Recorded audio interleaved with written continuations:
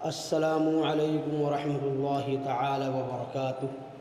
نحمده ونصلی علی رسوله الکریم اما بعد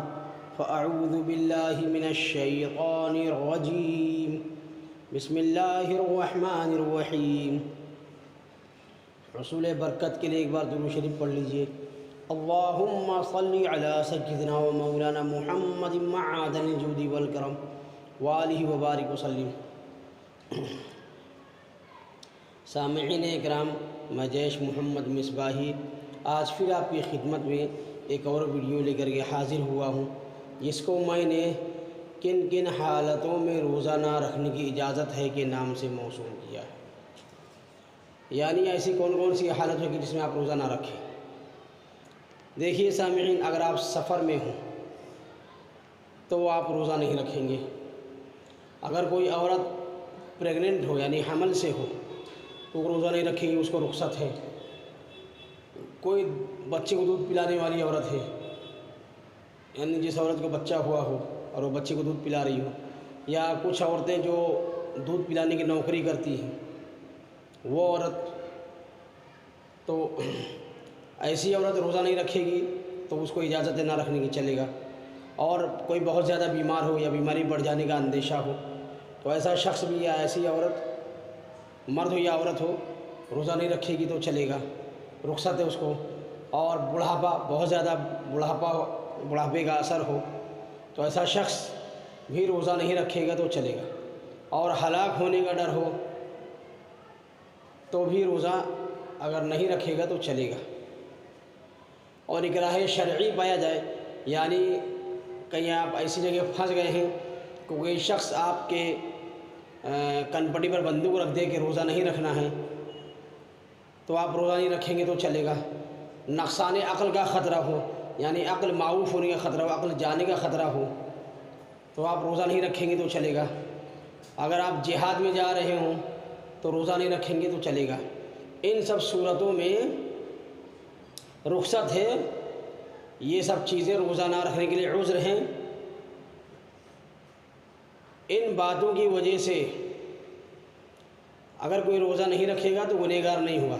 لیکن جب یہ عذر ختم ہو جائے گا، یعنی مسافر جو ہے وہ مقیم ہو جائے گا، پریگننٹ جو عورت ہے اس کا وضع حمل ہو جائے، بچہ پیدا ہو جائے، دودھ پلانے والی عورت جو ہے وہ دودھ پلانے کی جو میعاد ہے وہ ختم ہو جائے، تو اس کے بعد بیمار آدمی شفا یاب ہو جائے، تو جب یہ سب عذر ختم ہو جائیں گے تب روزہ رکھنا فرض ہوگا، پھر ان روزوں کی قضا کرنا لازم ہوگا۔ اسی طرح سفر سے مراد سفر شرعی ہے، یعنی اتنی دور جانے کے ارادے سے نکلے کہ جہاں سے نکل رہا ہو وہاں سے نکل گیا، اور جہاں تک جا رہا ہو وہاں تک جانے کا جو راستہ ہے وہ 3 دن کا راستہ ہو، اگرچہ وہ سفر کسی ناجائز کام کے لیے ہی کیوں نہ کیا ہو تب بھی روزہ نہیں رکھے گا، اس کو رخصت ہے۔ اب ناجائز کام میں ڈاکہ ڈالنے جا رہا ہو یا کچھ اور ناجائز کام کرنے جا رہا ہو تب بھی اس کو رخصت ہے، لیکن مسافت جو فاصلہ جو ہو راستے کا وہ 3 دن کی راہ کی مسافت ہو۔ اسی طرح ایک مسئلہ ہے کہ دن میں سفر کیا، جیسے آج روزہ تھا، آج سفر کیا، شروع کیا دن میں،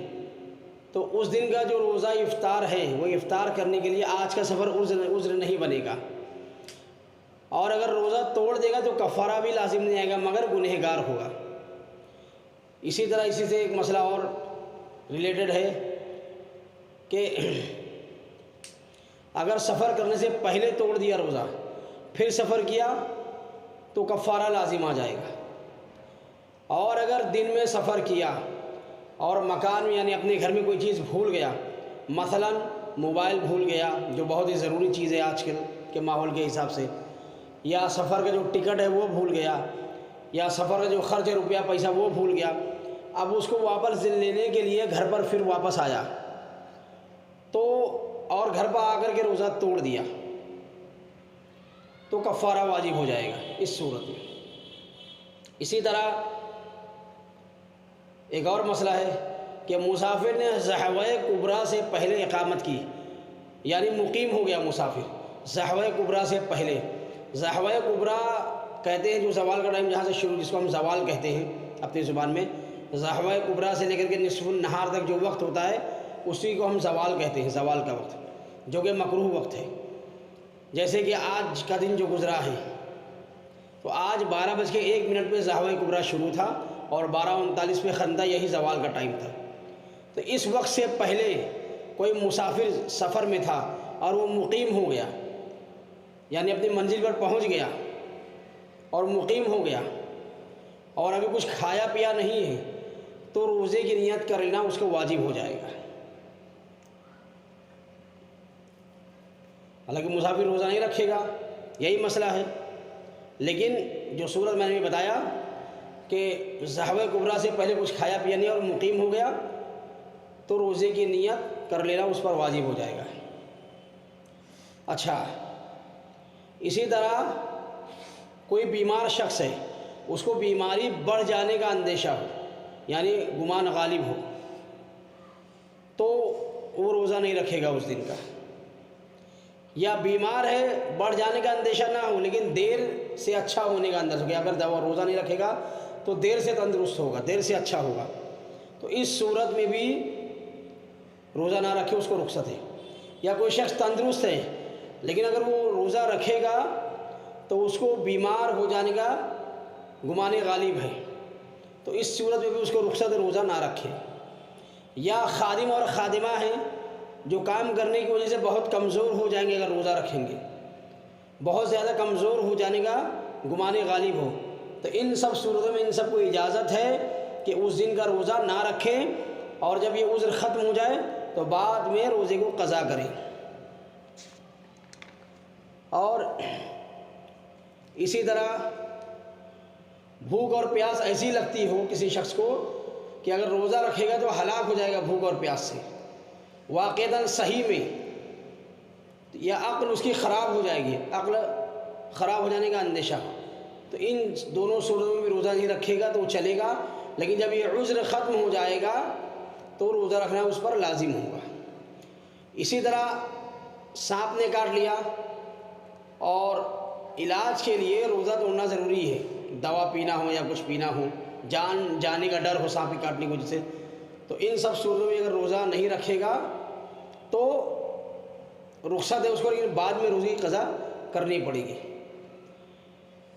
اسی طرح کوئی ایسا شخص ہو بہت بوڑھا، جس کو شیخ فانی کہا جاتا ہے شریعت میں، یعنی ایسا بوڑھا جس کی عمر ایسی ہو گئی ہو کہ وہ روز بروز کمزور ہی ہوتا جا رہا ہو، یعنی روزہ رکھنے سے عاجز ہو، اب روزہ رکھ ہی نہیں سکتا ہے، نہ آئندہ نہ اب، اس میں اتنی طاقت آنے کی امید بھی نہیں کہ روزہ رکھ سکے گا، تو اسے روزہ نہ رکھنے کی اجازت ہے، اور ہر روز کے بدلے میں فدیہ، یعنی دونوں وقت کا کھانا ایک مسکین کو پیٹ بھر کھلائے، اس پر واجب ہے، یا ہر روزے کے بدلے صدقہ فطر کے برابر کسی مسکین غریب فقیر کو دے دے تو اس کا فدیہ ادا ہو جائے گا۔ سامعین اکرام، آج کی میری ویڈیو یہیں پر مکمل ہوتی ہے، انشاءاللہ العزیز ان قریب ایک اور ویڈیو لے کر کے میں آپ کی خدمت میں حاضر ہوں گا، تب تک کے لیے اجازت مرحمت فرمائیں۔ السلام علیکم ورحمۃ اللہ تعالی وبرکاتہ۔